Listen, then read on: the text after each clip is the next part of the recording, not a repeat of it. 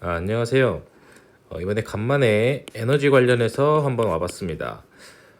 이게 우리가 이제 에너지 절약 계획서를 이제 EPI 점수라고 하는데, 이 점수를 우리가 일정 이상 획득을 해서 우리가 허가를 받아야 돼요. 허가 동의를 받아야 되죠. 근데 이걸 계산하다 보면 몇 가지 뭐 문제는 아닌데, 처음 뭐 안 해보신 분들이 봤을 때 발생할 수 있는 문제점이 있습니다. 여기서 나오는 게 이제 가중평균이라는 개념이 나오는데, 어떤 문제점이냐면, 우리가 이 기본적으로 저번에 올렸던 기계 성능 지표 1번과 이제 2번 항목이에요. 냉난방 설비인데, 우리는 이제 제가 이거 설명을 안 드렸던 것 같은데, 기본 배점이 있고 그다음에 배점이 있고, 원래 여기 평점이 있습니다. 제가 또 평점을 안 잘랐네요. 평점은 A 곱하기 B라고 나와요. 이 어떤 개념이냐면, 우리가 결국 어떤 건물을 지을 때 뭐 민간 건축물이냐 공공 건축물이냐에 따라서 뭐 60 몇 점이든 74점이든 점수를 받는데, 이때 이 말하는 점수는 여기서 말하는 이 평점이라는 개념이에요. 이 평점이 뭐 그 일정 이상 점수가 나와야 되는 건데, 우리가 보시게 되면 평점이 그냥 땅 하고 나오는 게 아니고, 건축물의 용도에 따라서, 또 우리가 설치된 설비의 상태 등에 따라서 기본 배점과 배점이 구분이 됩니다. 자, 하나만 예를 들어 볼게요.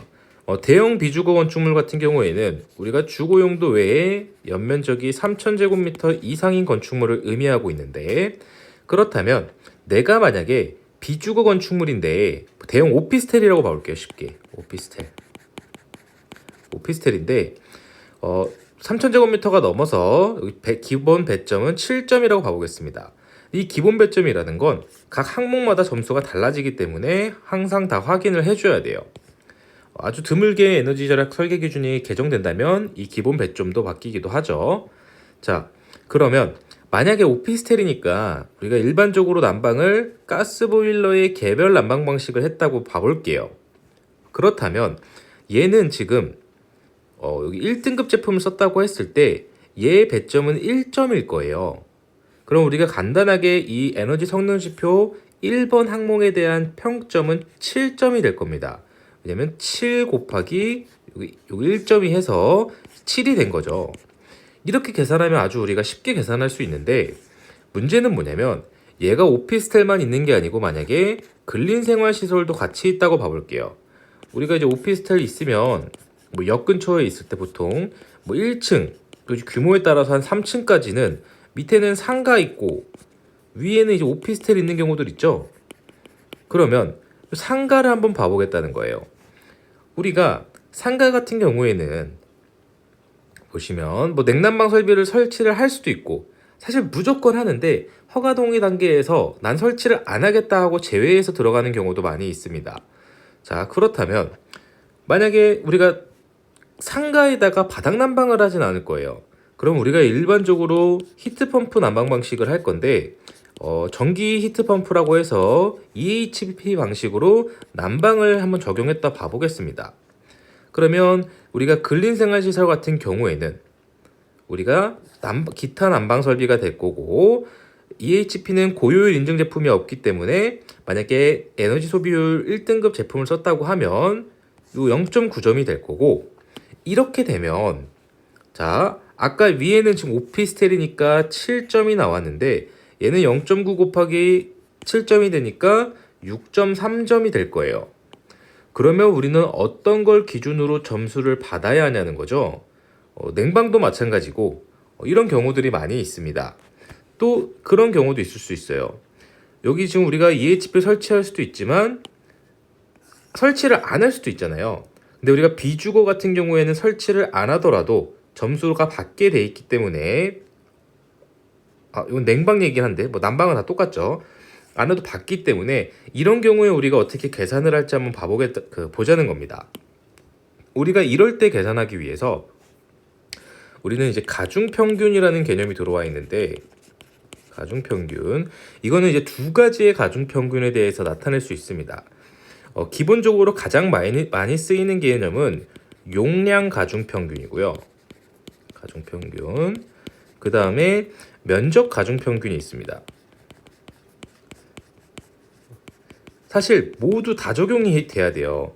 이게 좀 웃긴 건데 용량 가중 평균은 뭐냐면 우리가 평면도로 단층 건물이 있다고 봤을 때 이쪽에는 A라는 시스템을 설계를 했고 만약에 여기 면적은 100제곱미터라고 봐보겠습니다. 그리고 이쪽도 면적이 100제곱미터라고 봐보고 얘는 B라는 설비를 했다고 봐볼게요. 용어가 좀 헷갈리실 수 있으니까 여기 1점부터 0.6점까지를 배점이라고 말을 합니다. 근데 A의 설비의 배점은 예를 들어 1점이라고 봐보고 B라는 설비는 뭐 0.6점이라고 봐보겠습니다. 근데 만약에 같은 면적이니까 그냥 같은 용량의 설비가 되어 있다고 봐볼게요. 여기는 예를 들어서 킬로와트로 할까요? 20kW짜리 보일러가 설치가 되어 있다고 하고 이쪽은 뭐 똑같이 20 하죠. 그냥 계산하기 쉽게 20kW짜리 보일러가 설치가 되어 있는 겁니다. 근데 얘는 배점이 0.6점짜리고 얘는 배점이 1점짜리일 때 기준으로 봐볼게요. 그러면 얘를 이제 우리가 얘는 1점이고 얘는 0.6점이다 보니까 얘에 대해서 평균적으로 우리가 용량을 가지고서 점수를 뽑아보자는 거죠. 그러면 얘는 지금 20kW 용량만큼은 1점의 점수를 가지고 있습니다. 그리고 똑같이 여기 20kW니까 20kW만큼의 배점을 얘는 0.6점을 가지고 있을 거예요. 그러면 전체 용량은 40kW니까 전체 분의 각각 점수가 얼마나 되냐는 거죠. 그럼 얘를 계산을 한번 해보면 저도 뭐 이거 지금 제가 뭐 준비하고 한 게 아니어가지고 한번 또 해보겠습니다. 40을 나누면 얘는 지금 0.8점이 돼요. 지금 계산이 쉽기 때문에 아주 간단하죠. 근데 이렇게 좀 반반 자르니까 그런데 예제를 한번 더 해보면 예를 들어 이렇게 커서 여기 작은 실이 있고 얘는 용량이 뭐 10kW에 뭐 배점이 0.7점짜리고 이쪽은 면적이 크니까 100kW짜리의 보일러에 만약 어떤 설비든 상관없습니다. 얘를 1점이라고 한번 봐볼게요. 그러면 똑같이 각 설비의 용량에다가 그 해당 설비가 받을 수 있는 배점을 곱해주고 1점이죠. 배점. 그리고 다시 또 요건 B 설비, 요건 A 설비. B 설비에다가 얘는 10kg니까 10kg 곱하기 0.7을 해주고 밑에는 전체 모든 설비 용량의 합을 해주게 되면 얘도 한번 계산해 볼까요? 100 곱하기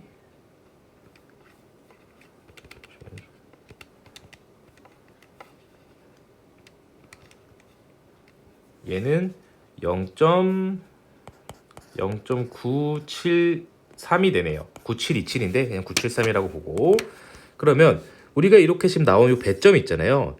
얘가 굳이 용어를 붙이자면 용량 가중 평균 배점이 됩니다. 그럼 우리가 이 0.973이라는 건 여기 위에서 보면 지금 우리가 원래 가지고 있던 에너지 절약 계획서상 EPI 점수는 1점부터 0.6점으로 표현되어 있지만 우린 이렇게 적용을 안 하고 여기 원래 평점을 적는 란이 있어요. 여기다가 이게 7이라고 했을 때 여기 이제 7 곱하기 0.923이었나요? 973 0.973을 해서 한번 더 계산기를 두들겨 보면 6.811이 나옵니다. 6.811 실제로 이거 저 이렇게 안 두들기고 그러니까 얘는 지금 반올림 해버린 값이잖아요. 0.9727 곱하기 7하면 6.809 정도가 나와요. 어차피 이거는 우리가 그냥 그 점수가 나오나 보기 위해 쓰는 거고 이 내용을 우리가 세움터에 입력을 할 때 허가 동의를 받기 위해서 우리 세움터란 사이트에 이 값들을 다 입력을 하죠. 알아서 우리가 이 용량별로 다 넣어주면 그 세움터 상에서 알아서 계산해서 정확히 배점 그리고 평점이 얼마가 나오는지 나타나기 때문에 우리가 이렇게 간단하게 계산을 할 수 있습니다. 자, 그 다음이 나오는 게 이제 면적 가중 평균이에요. 요즘 기계 설계한 지 좀 돼가지고 약간 가물한데 그러니까 어떤 경우가 더 있었는지가 좀 가물한데 면적 가중 평균은 보통 어떻게 적용이 되냐면 설치를 안 한 장소에 그 점수를 받을 때 면적 가중 평균이 됩니다. 어떤 느낌이냐면 우리가 예를 들어서 아까 오피스텔은 냉난방을 했다고 볼게요. 난방, 냉방 똑같으니까 난방을 그냥 했다고 봐보겠습니다. 그리고 근생은 난방을 안 했다고 봐볼게요. 난방을 안 했다. 그럼 얘네의 평균 점수를 어떻게 낼 거냐는 거죠. 만약에 난방을 한 게 배점 1점짜리 1등급 제품으로 했다고 본다면 얘의 배점은 1점일 겁니다. 근데 근생 같은 경우에 난방을 안 했기 때문에 난방을 안 한 경우에는 배점이 0.6점이 나와요. 그 외 또는 미설치한 경우에 0.6점이다. 그러면 자, 얘는 0.6점이 된다는 거죠. 이해되실까요? 근데 얘를 보면 이거 웃겨져요. 우리가 지금 용량 가중 평균으로 계산한 식을 그대로 계산을 해보면 얘가 만약에 뭐 200kW짜리라고 해보겠습니다. 용량이 얘는 없으니까 0이겠죠. 그럼 결국 200kW 곱하기 1 배점 1짜리에 용량이 없으니까 0이죠. 0 곱하기 0.6이에요. 그리고 200 더하기 0이 되겠죠. 설비 용량들의 합이 되니까. 그러면 얘는 결국 배점이 그냥 1점이 나온다는 거예요. 이게 무슨 문제가 있냐면 처음에 그 평면도로 간단하게 보면 쉬운데 이렇게 지금 용량 가중으로 계산을 해버린다고 하면 여기 바닥 면적이 예를 들어서 뭐 한 3,000제곱미터라고 가볼게요. 한 층에 3,000이면 그래도 규모가 좀 있는 편이죠. 여기에 요만큼만 실을 쪼개서 여기에 1등급 보일러 바닥 난방을 한다고 보겠습니다. 그러면 1등급이니까 여기 배점은 1점이에요. 그리고 여기 이 넓은 면적은 난방을 안 했다고 봤을 때 0.6점일 겁니다. 근데 방금 요 식을 보셨겠지만 이거를 용량 가중 평균으로 계산을 해버리면 얘는 1점이 나와요. 이 건물에 대해서. 그러면 이 에너지 절약 EPI상 얘는 다 1점으로 배점을 받아버린다는 거죠. 실제 면적은 3,000 중에 예를 들어 여기 10제곱미터밖에 안 되는 100분의 1이죠. 300분의 1밖에 안 되는 작은 면적임에도 불구하고 얘는 높은 점수를 받을 수 있습니다. 그래서 이렇게 허가를 받아놓고 나중에 여기에 아주 안 좋은 그냥 뭐 예를 들어서 4등급 에너지 효율 등급 4등급짜리 난방 설비를 설치하더라도 얘는 허가 받을 때는 고효율로 모두 설치한 걸로 동등한 인정을 받을 수 있기 때문에 이렇게 계산을 못하게 되어 있습니다. 그래서 우리는 어떻게 계산이 되냐면 얘는 우리가 방금 말씀드렸던 면적 가중 평균이라는 걸 갖습니다. 우리가 이제 미설치 구간이 있을 때에는 면적 가중 평균을 적용하도록 되어 있는데 예를 들어 이렇게 봅니다. 예를 보면 우리가 여기 반할까요? 그냥 쉽게 여기도 100제곱미터라고 보고 여기도 100제곱미터라고 봐보겠습니다. 그리고 여기는 난방을 했어요. 여기는 난방을 안 했어요. 그리고 계산하기 쉽게 100kW짜리 보일러를 설치했다고 봐보겠습니다. 그러면 얘는 지금 이 용량과 상관없이 1등급 제품을 써서 배점이 1점이라고 봐볼게요. 이거 숫자 똑같으면 헷갈리시니까 150으로 봐보겠습니다. 얘는 미설치로서 0.6점의 배점을 받는다고 해보겠습니다. 그러면 우리가 면적 가중 평균이라고 하면 아까랑 계산 방식은 똑같은데 우리가 이 면적을 가지고 하는 거예요. 아까는 한번 좀 써면서 할까요? 저는 머릿속에 있는데 혹시 헷갈려질 수 있으니까 아까는 A 설비 용량 곱하기 A 설비 배점 그냥 배점 A라고 해보겠습니다. 배점 A 더하기 B 설비 용량 곱하기 배점 B 이 뭐 개수가 많아지면 다 하는 겁니다. 설비별로. 그리고 모든 설비 용량의 합 용량의 합 이게 지금 용량으로 한 용량 가중 평균이었어요. 근데 면적으로 하는 건 어떤 거냐면 A 설비가 설치된 바닥 면적 그리고 A 설비의 배점. 글이 기네요. 그리고 더하기 B 설비가 설치된 바닥 면적 곱하기 배점 B. 근데 우리가 이 B 설비면은 용량 가중으로 해도 되는데 설비가 아니고 미설치였잖아요. 그러면 좀 지우고 미설치된 바닥 면적 곱하기 미설치 배점. 그리고 얘를 전체 바닥 면적으로 나눠주시면